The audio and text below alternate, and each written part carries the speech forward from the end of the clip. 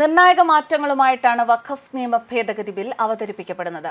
ഇത് മുസ്ലിം സമുദായത്തിന്റെ ആവശ്യമായി പരിഗണിക്കപ്പെടണം. വഖഫ് ബോർഡുകളിൽ 2 മുസ്ലിമേതര വിഭാഗക്കാരെയും 2 വനിതകളെയും ഉറപ്പാക്കണം എന്ന നിർദ്ദേശം തന്നെയാണ് ബില്ലിൽ ഏറ്റവും പ്രധാനം.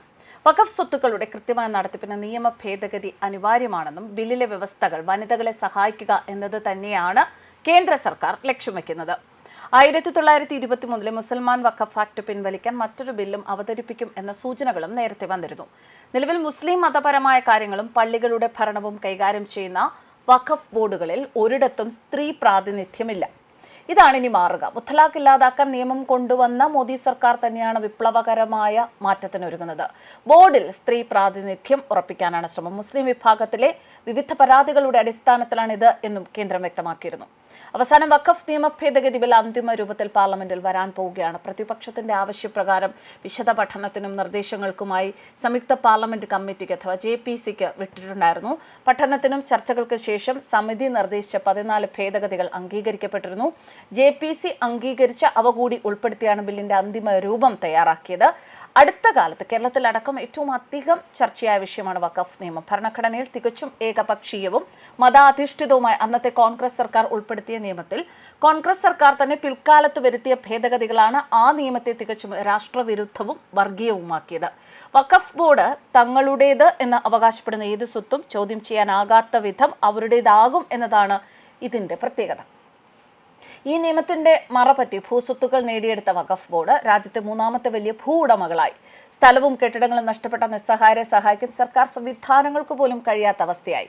ഭാരതത്തിലാകമാനം അസ്വസ്ഥത പടർത്തിയ സംഭവമായിരുന്നു അത്.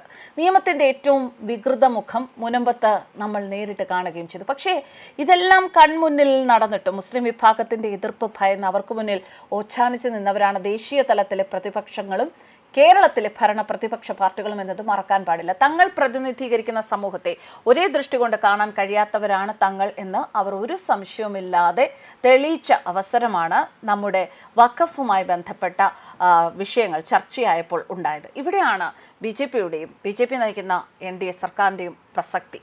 ഭാരതം ഒന്നാണെന്നും അവിടെ ഭാരതീയർ മുഴുവൻ ഒന്നാണെന്നും പ്രസംഗിക്കുക മാത്രമല്ല, ആ ചിന്തയും സമീപനവും പ്രവൃത്തിയിലൂടെ ലോകത്തിന് കാണിച്ചു കൊടുക്കുകയാണ് നരേന്ദ്രമോദി സർക്കാർ. ഇപ്പോൾ വഖഫ് നിയമത്തിലൂടെ സംഘടിതരായ ഒരു വിഭാഗത്തിന്റെ പ്രീതി നേടാൻ വേണ്ടി മറ്റുള്ളവരെ നിരാശ്രയരാക്കുക, അവരുടെ സ്വത്തുവകകൾ പിടിച്ചെടുക്കുക, അങ്ങനെയൊക്കെ ചെയ്യുന്ന നിയമപരിരക്ഷയോടുള്ള ഇതുവരെ നടന്നു വന്ന കൊള്ള ഇനി നടക്കില്ല എന്ന മുന്നറിയിപ്പ് തന്നെയാണ് വഖഫ്. വോട്ട് രാഷ്ട്രീയത്തിനപ്പുറമുള്ള ദേശീയ ബോധവും പ്രതിബദ്ധതയും ഉള്ളവർക്ക് മാത്രം പറഞ്ഞിട്ടുള്ളതാണ് നരേന്ദ്രമോദി സർക്കാർ ഇപ്പോൾ പ്രദർശിപ്പിക്കുന്ന ഈ തന്റെ ഇടം. കസേര നേടാനും അത് ഉറപ്പിക്കാനുമുള്ള തത്രപ്പാടാണ് ബാക്കി രാഷ്ട്രീയ പാർട്ടികൾക്കുള്ളത് എങ്കിൽ നരേന്ദ്രമോദി സർക്കാർ അങ്ങനെയല്ല. വർഗീയ ശക്തികൾക്കും ഭീകരവാദികൾക്കും മുന്നിൽ മുട്ടുകുത്തുകയും ദേശവിരുദ്ധരുടെ തോളിൽ കൈയിടുകയും ചെയ്യുന്നവർക്ക് ഇത്തരം നടപടികൾക്ക് നട്ടെല്ലെന്ന് ഇവരില്ല എന്നത് തന്നെ ഇവിടെ പറയേണ്ടി വരും. വഖഫ് സ്വത്തിനും ഭൂമിക്കും കർശന പരിശോധന കൊണ്ടുവരാനും വനിതാ പ്രാതിനിധ്യത്തിനുമാണ് ഭേദഗതി. ഇത് വഖഫ് ബോർഡിന്റെ അധികാരപരിധി വ്യാപകമായി വെട്ടിക്കുറയ്ക്കുമെന്ന വിമർശനമുണ്ട്.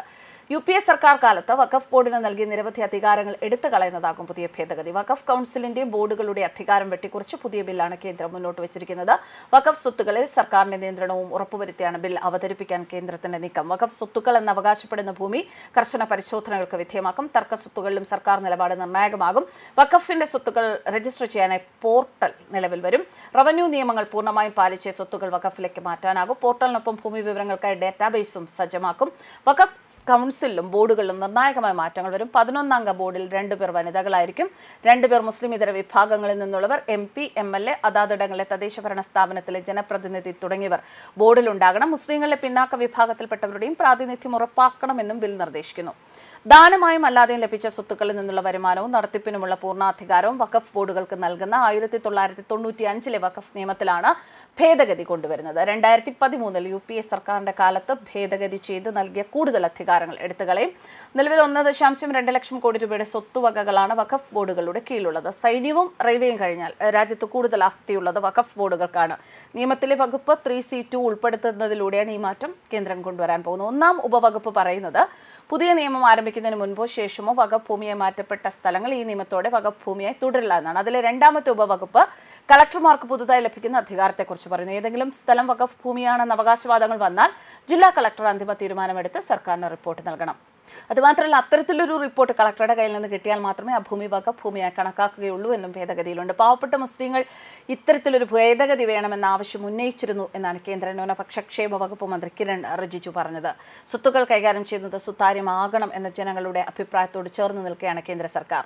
സൈന്യത്തിനും റെയിൽവേക്കും ശേഷം ഏറ്റവും അധികം സ്വത്തുള്ളത് വഖഫ് ബോർഡിനാണ്. 9.4 ലക്ഷം ഏക്കർ ഭൂമി ഉൾപ്പെടുന്ന സ്വത്തുക്കളുടെ മൂല്യം 1.2 ലക്ഷം കോടി രൂപയാണ്. News desk ഗർമാൻസ്.